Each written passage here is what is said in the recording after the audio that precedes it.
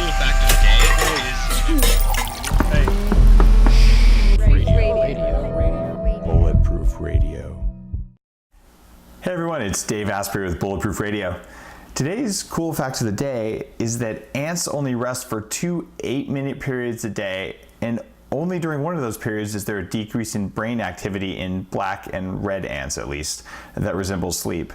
But if you're a soldier ant, there's more activity during your rest period, so they apparently never sleep at all, which is one reason you probably don't want to be an ant. There are others. Today's guest is a pleasure to have on the show, and he's a guy who closed out the second annual Bulletproof Biohacker Conference with an audience of more than 500 people. It's a former Golden Gloves boxer and star of a documentary project called One More Round. The guy I'm talking about, if you're a fan of Bulletproof or you went to the conference, you already know I'm talking about David Waknine. David, welcome to the show. Thank you. Thank you, David. Now, you've been an artistic director for more than 285 plays globally, but you also have this side of you where you're a fighter, and you, for people who haven't heard of you, you were substantially overweight, and you decided in your 40s that you're going to go back and fight a pro fight. So it's kind of a shocking real-world comeback story, and you're right in the middle of making it happen. So I wanted to interview you today and talk about what your motivation was for doing something that, honestly could kill you. You take a punch from a pro fighter and you're not ready for it. Bad things can happen. So why did you decide to go back into the ring in your mid-40s after having been pretty far out of shape? I think the major deciding factor was losing Eddie Tyler, who was my trainer and father figure, almost like a brother to me, and watching him pass away his last 8 days at the hospice made me realize that something was missing in my life, and that I was almost like dead men walking for many, many years. And there was a lot of doors that weren't closed. I was ranked in the world as an amateur, and I walked away from it, and I seemed to walk away from a lot of things that I was doing well with, and it just, no matter what I did, I just never felt alive. So I felt going back in the ring at this age was an incredible task, and it was something that Eddie and I could cherish, and that could actually, that fight could stop the inner fights within me forever, So on stage at the Bulletproof Conference, you talked quite openly about how you had an emotionally distant and unsupportive upbringing. I had some really serious trauma as a child in Morocco. And do you think that those early traumas lead you to focus on adversity through going into the ring, or is there something deeper going on with you? Because it was pretty amazing. I've seen your trailer, and we're going to link to it here in the show notes and all on the Bulletproof site. But you're working your ass off, to be perfectly frank, way more than a normal guy who wants to lose 70 or 100 pounds. You're pushing to go from I'm pretty darn unhealthy. So one of your mentors dies, but have you thought about where the decision to go that far into that direction comes from? Do you think it's your childhood, or is it something else? I think it's a combination of things. I think you come to, at least for me, I came to a point in my life where I wanted to not only bury what happened, but really face him head on and come to peace with it. That's Morocco. That's what happened to me in Morocco. That's the upbringing I had with my family. And that's also the fact of walking away from things, and Eddie, and I felt very guilty watching Eddie pass away and walking away from my career when at the time that's all you had. So it was a compilation of things, through this journey, the physicality is obviously extremely hard, but I feel the mental challenge has been probably twice as hard, facing all the, you're like in a dark tunnel and there's no light, and you keep pushing and pushing and hoping that you'll see that light. And all along you're walking in these gyms and you have these 20-year-olds that are trying to take turns at you, and your mind wants to go somewhere your body can't, So you keep pushing and struggling and hoping that something will happen.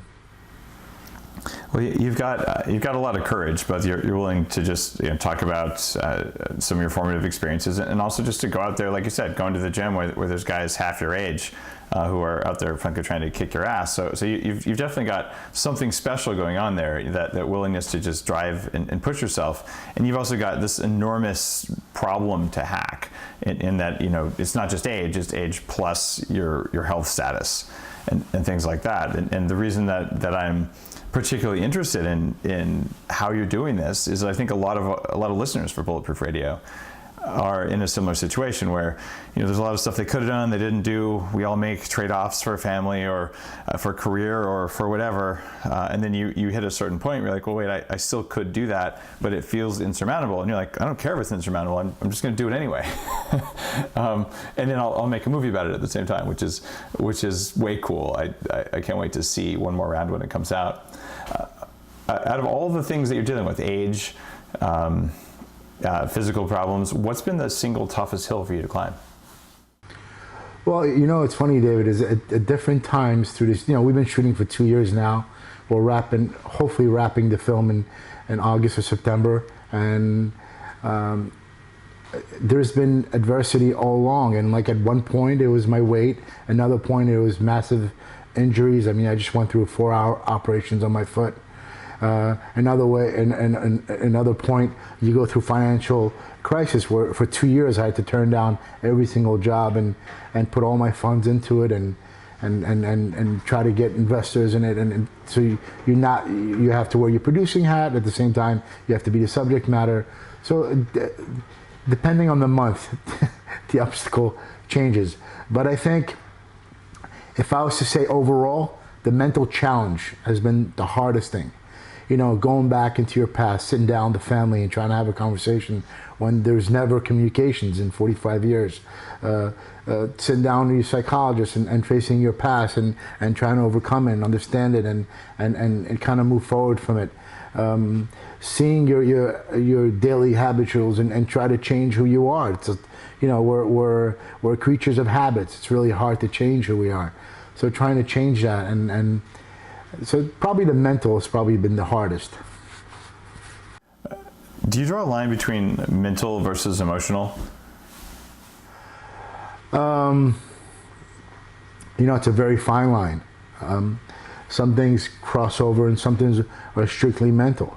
Some things are just, you get up and you struggle to just be positive, Or it's not so much emotional, it's more of a mental struggle and sometimes you can't. Sometimes you get up and you're in a bad mood and it takes you half a day before you get out of that mood.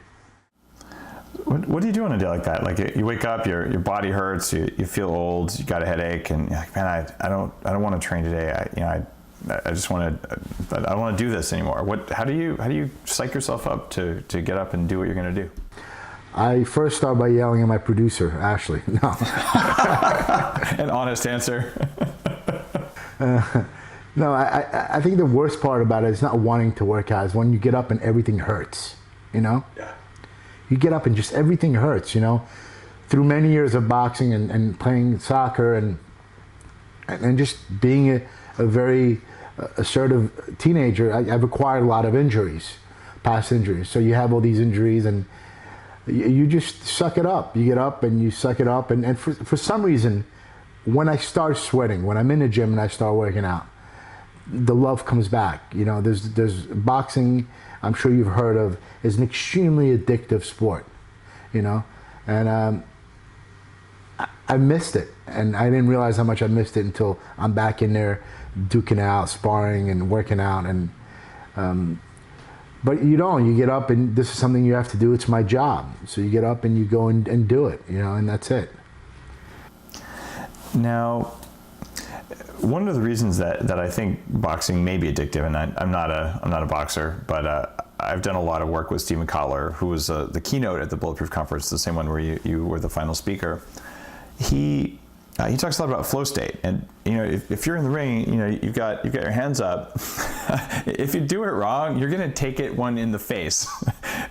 So I mean, are you in a flow state pretty much whenever you're sparring, where things kind of slow down and you're sort of in the zone, or is it not quite that extreme? It's funny. I was just talking to a friend of mine. He said to me, He said the weirdest thing that I ever see when you get in the ring is you get extremely, extremely calm, you know? Yeah. And that happens also. If God forbid, I'm outside and somebody approaches me, and I get extremely calm, because the best way to see punches come, and the best way to avoid, and the best way to think in and out of the ring when something attacks you is when you're in an extremely calm state of mind. So I'm probably the calmest I've ever been when I'm in the ring, you know? So yeah, I guess I would be in that flow state. It doesn't make a lot of sense, but yeah, when there's enough danger, calmness is the only answer, and I think that's where a lot of athletes are going. I first noticed that when I was, I don't know, late teens, early 20s. I was one of the early guys into mountain biking, and I would do these downhill things, 25, 30 miles an hour on rough terrain. Like, if you stop paying attention, you're pretty much going to die, so you pay attention so well that you can be calm.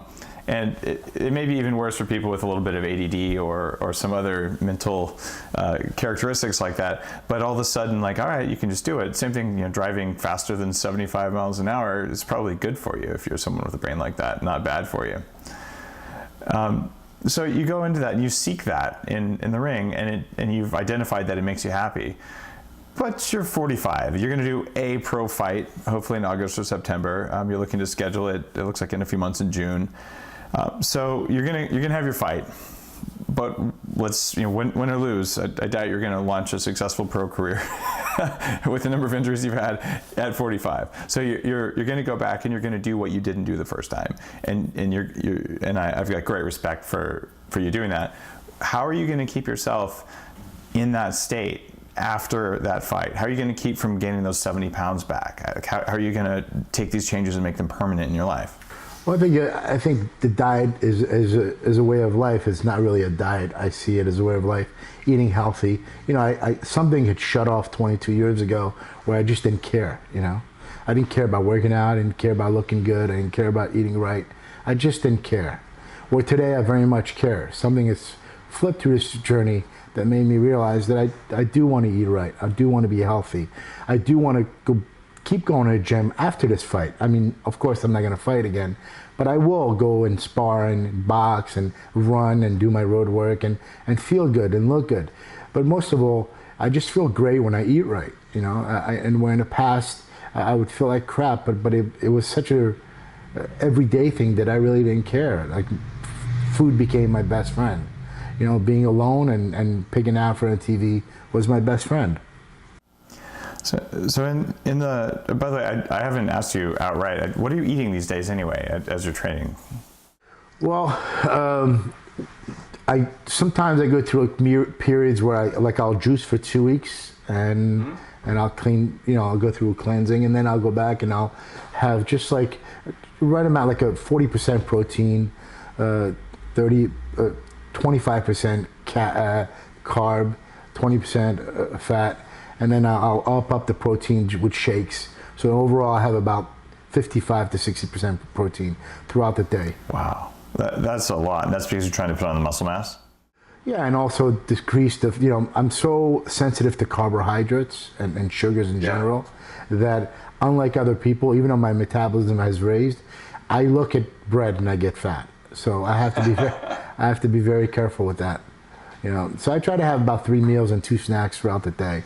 Like now, I just had this foot surgery, so I have to let about 5-6 weeks for the bone to heal. After that, I'll cleanse to drop 20 pounds, just juicing, like just purely like 80% vegetables, 20% juice. Wow. Now, when you do that, though, you're also training for muscle mass now, so you can cut 20 pounds, certainly with juicing. But are you going to lose physical performance when you do that? Well, I do it. I'm doing it while I'm still recuperating on my foot. So you have a 12-week recovery. The first 7 weeks, I make sure I eat proper protein for the bone to heal. And then the latter 5 weeks, I can't get in the gym anyway. Then I'll juice, I'll swim. I'll do like a 1 workout, just swim and juice and physical therapy. So by the time I get to the gym, I'm down around 210. And then I could do my 2 workouts a day and eat properly again. Have you started taking supplements to speed bone healing? No, I take I take the general stuff, multivitamins, glutamine, but I usually take that when I start working out and stuff like that. So you might want to check out vitamin K2 and vitamin D3. Those things do speed bone healing. You take some magnesium, boron, silica, stuff like that is actually shown in studies to increase the rate of bone deposition. So you can probably shave your recovery window down by a little bit, or just have a stronger, like more complete recovery afterwards. Potentially adding L-glutamine, the amino acid, in a higher amount away from other foods could also potentially speed wound healing. There's a couple studies about that. But I've looked at the post-surgical recovery protocols for my own use. I've had 3 knee surgeries, and just if you're injured and you want to come back quickly, it's interesting how you can tweak those little variables, just like you can tweak the number of workouts per week, or the intensity, or the timing, and all that, and maybe get a little bit of an advantage. Definitely, I'll definitely look into it. Thank you. Oh, sure. Do you know who you're going to fight? Who you want to fight? No, I don't. The guy could be 20 years old. The guy could be, I don't know. You're not going to go on TV and call him out and be like, you're a punk ass kid, I'm going to beat you down. Nothing like that? No, I don't have any enemies. But no, I guess the promoter would set that up, If you had your dream fight, who would it be? It would be the guy that I lost to in the finals in the Golden Gloves when I was 23 years old. Have you tracked him down? I have tracked him down after the fight, and he had went into the Air Force or something, but didn't want to fight. Oh, bummer. So you actually asked him and he said no? I did. I asked him a few times. Oh, that's too bad though. I had to live with that loss for 20 years. That's been pretty remarkable. So you haven't figured out who yet, but your promoter's going to work on it. And now you're basically putting all of your energy, all of your willpower into this. And how's that affecting what you do in your artistic director side of things? You've had a successful career there. It seems like this would take 2 workouts a day, and that much protein would be really hard to do. Well, I as far as the theater is concerned, I've walked away from theater in July 2011, and we focus strictly on TV and film. But we have about 12 series, 1-hour dramas, and a few features that we were slated to do that I couldn't really go forward with. This is a full-time job. You get up at 6:30 in the morning or 6 in the morning doing your first run, then you come back, you get breakfast, and then literally 45 minutes you get your second workout. And then then the filmmaker comes on, and I got to watch, post what they do. Then we have a lot of sponsors that I have responsibilities for, that we make promos for, that we do different things for, that help us through this journey. So, like I said prior, financially, this has been, I didn't think this journey was going to be as extensive as it got. I thought I'd go in, I'd wrap this up in a year.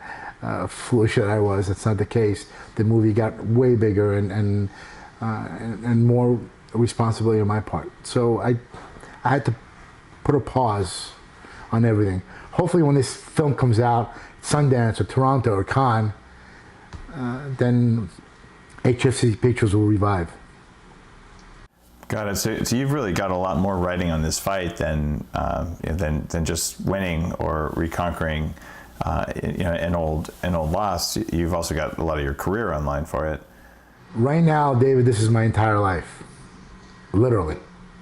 What's going to happen if you fight and you don't win? Well, I'm going to win. I like that answer. But the fight, winning or losing is irrelevant really to the storyline. But in my heart, when I first started this, I really didn't care if I won or lost. I wanted to get in the ring, and I wanted to get over, go through this journey and overcome my demons. And I felt if I got in the ring, it'd be my last fight. Win or lose, doesn't matter. But somewhere within this journey, I lost my brother about 11 months ago. Somewhere between 11 months ago and today, something just clicked, and I need to win, and I will win, and I can't see it any other way.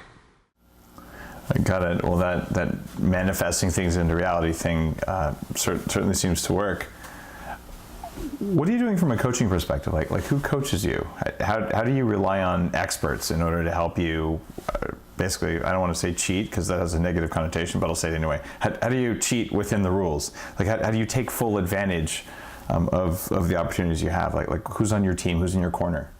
Well, we have Dr. Andrew Yellen, who's my psychologist, Cynthia Lloyd-Darst, who's my life coach, but Juan Panda Martinez, who's my trainer.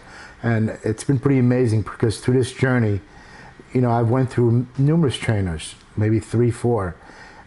It was really hard for me to team up with somebody after what I had with Eddie, And it was very different. At that time, I was ranked, I was young. People were coming out of woodwork to want to train me. Today, I'm a 45-year-old guy. They know there's no future. They see the journey, they see the story, and they get moved by it. But Juan Panda Martinez has been awesome. It's probably the closest thing to Eddie. And it's really helpful when you got somebody in your corner that believes in you and you guys have that tightness. It makes you want to, it really makes you want to work out harder, and it makes you want to get out and succeed in every corner. So as far as my training is concerned, it's Juan Martinez. As far as my mental and vision for this journey, it's Cynthia Lloyd-Darst and Dr. Andrew Yellen. What are the other places that you go to basically track your performance, help you know your training is going the way you want it to go? Are there blogs? Are there other experts whose research you rely on? Like, how much of your time do you spend on kind of hacking yourself like that? Or is that something that you've mostly put in the hands of your trainer and your doctor? Well, Dymatize has been a great sponsor that jumped on board and completely not only helped us financially, but they also helped us by sponsoring all sorts of from pre-workout powder to glutamine to a protein powder to all sorts of stuff that probably would make sense to you more than me. They tell me to take him and I take him and I feel better. And it's all natural, which is something that was really, really important to me. There's also Beverly Hills Rejuvenation Center, Dan and Devin who own it, that have been with me since the very start and have been tracking my every move, making sure that I'm healthy and stayed, and they've been really awesome. What do you typically do when you go to Beverly Hills Rejuvenation Center? It sounds like an interesting place. Like, maybe I want to go there. Yeah, well, you go in and you get what they do is they do a whole body checkup, and they check for a whole blood test. Almost every 2 months, I go through a full blood test, making sure that, all my hormones are intact and what's missing, if I should eat less meat, if I should eat this, if my cholesterol is high and stuff like that, if I should get a certain doctor on board because my blood pressure is high. When I first started this journey, everything was wrong. My cholesterol was high, my blood pressure was high, I was borderline diabetes. I was a complete mess. And the first blood test was with them, and they were able to kind of guide me through it, How's your blood pressure now? Oh, it's it's perfect. It's normal, it's perfect. It's perfect, it's normal, cool. If it starts trending in the wrong direction, there's a cool kind of training, it's called Zona Plus. It's something I've got on the website. It's based on fighter pilots.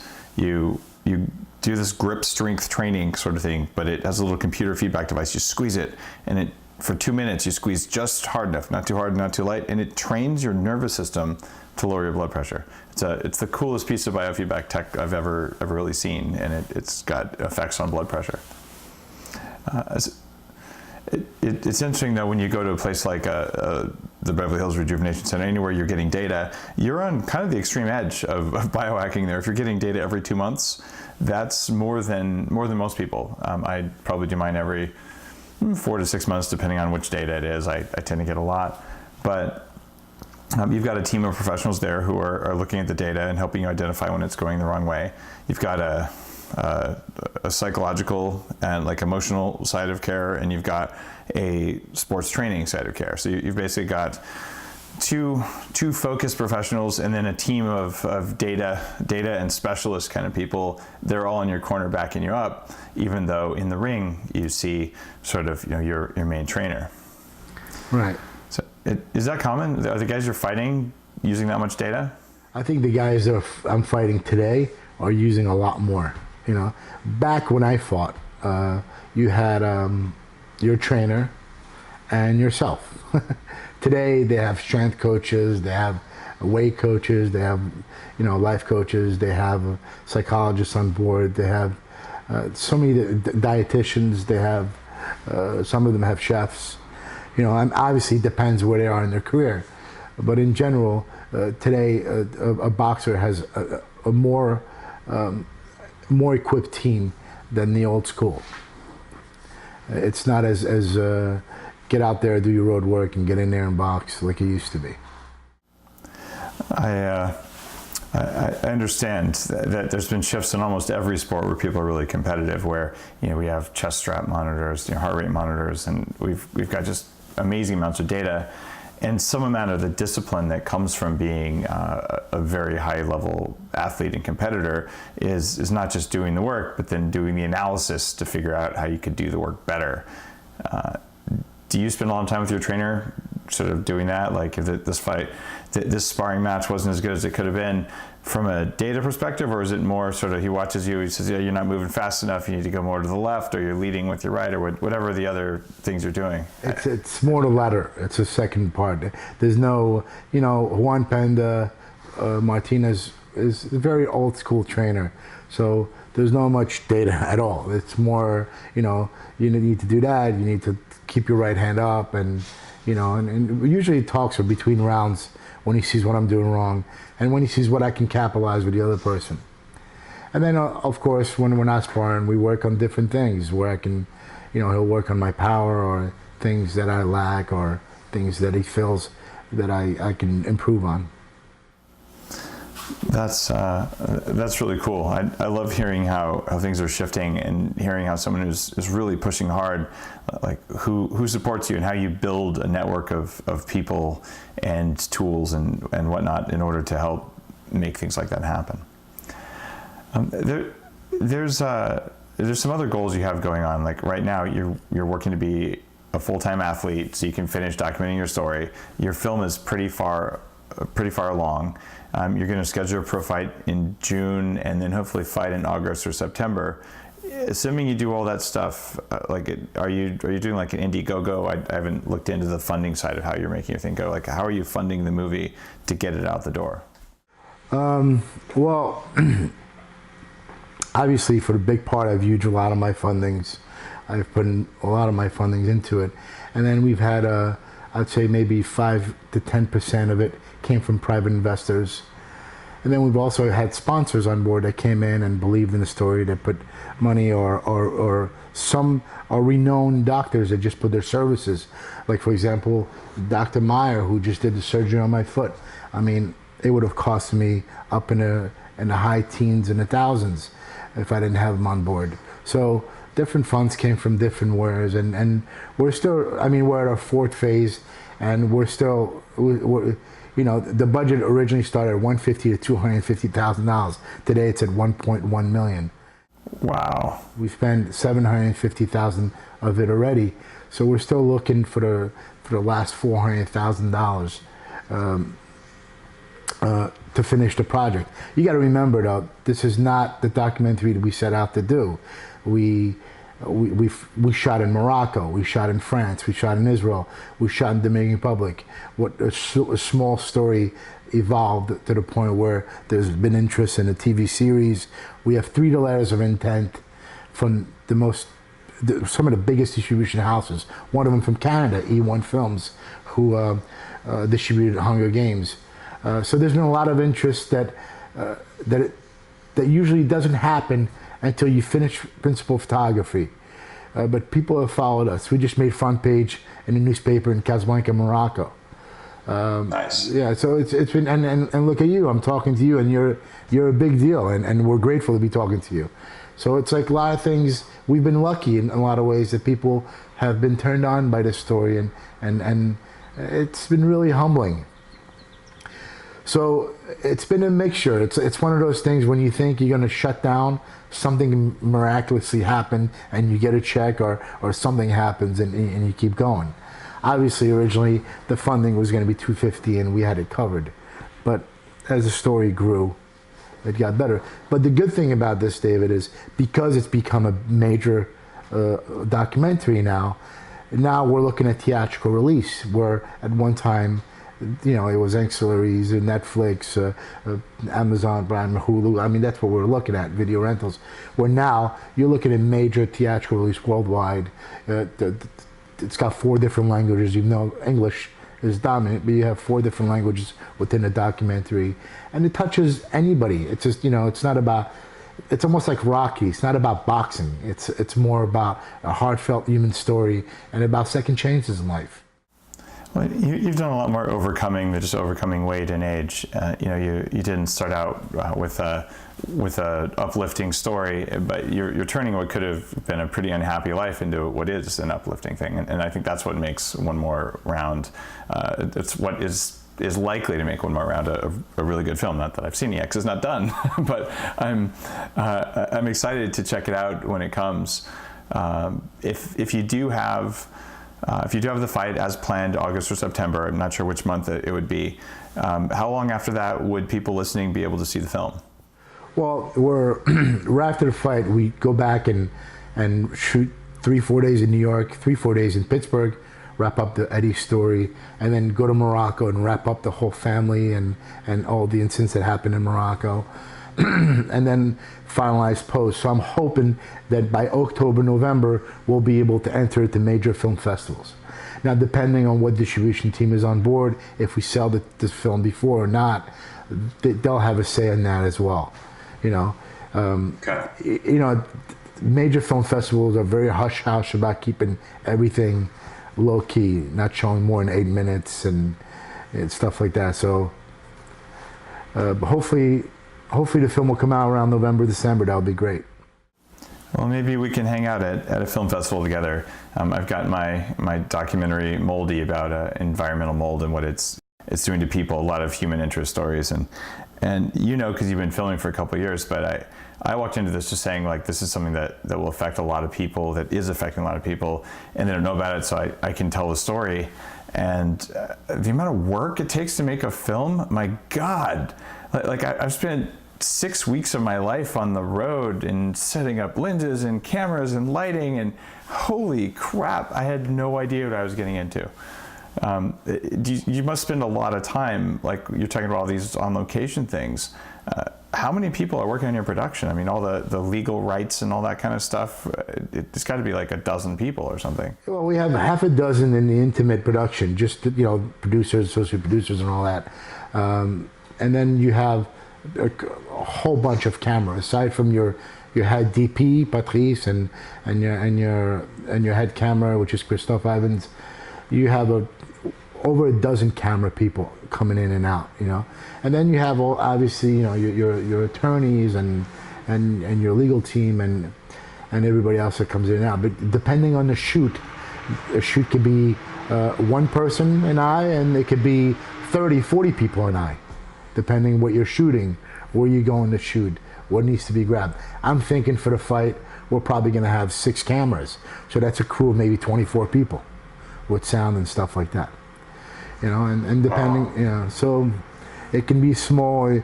I come from the narrative world. I've directed plays, I've directed films, and I've directed commercials. They've all been narrative. This is my first documentary. So I think what I bring to this, aside from the story, I bring a very narrative way of shooting it. So it's very edgy. It's very much like you're watching a feature film, but it's a documentary. The style of shooting. I'm sure you can tell that from watching the trailer, that it's very raw, it's very in your face, it's very cinematically lit, Yeah, and we'll include the trailer in the show notes, and we'll link to it in the iTunes and the YouTube video and all that, so people can find it. Thank you. Where can people find out more about this? Is there a URL that you'd like them to go to? Yeah, I would love them to go on their www.onemorerounddoc.com and email myself or Ashley Pontius, who's the other main producer. about how they can get involved or what they would like to know or anything. I mean, this is a journey I'd like to show the rest of the world. And also to like us on Facebook, it'd be great. People go in there and they help us inspire people. I think I can't inspire people on my own unless I have a bunch of people with me to do it. Awesome. If you had 3 recommendations, given everything you've learned so far, that you like to share with people, if people want to perform better, if you want to kick more ass, do these 3 things in your life, what would they be? Okay. I would say commit to something, get up and do part of that thing, and no matter what, be persistent at it. Awesome. Very, very concise. Did you rehearse that ahead of time, or you just knew? No, I just know what I have to struggle with every day. Awesome. So I know that I committed to do one more round. I every day, no matter how I feel, I commit to doing something towards it, and I'm persistent till I get into that ring. Well, David, thank you so much for coming on Bulletproof Radio today. I wish you best of luck in your fight and best of luck in getting one more round out the door. I'm really excited to see it. David, thank you so much for interviewing me, and thank you for letting us be part of Bulletproof. It means a lot to myself and the whole team. Well, we'll send you some more coffee beans, keep you all charged on the right kind of caffeine, and thanks. Thank you. If you enjoyed today's episode, I would love it if you went onto iTunes and said, hey, I like this. Give us a good recommendation. Give us a thumbs up, like the Facebook page. And if you want to double down on that, please pick up a copy of the Bulletproof Diet.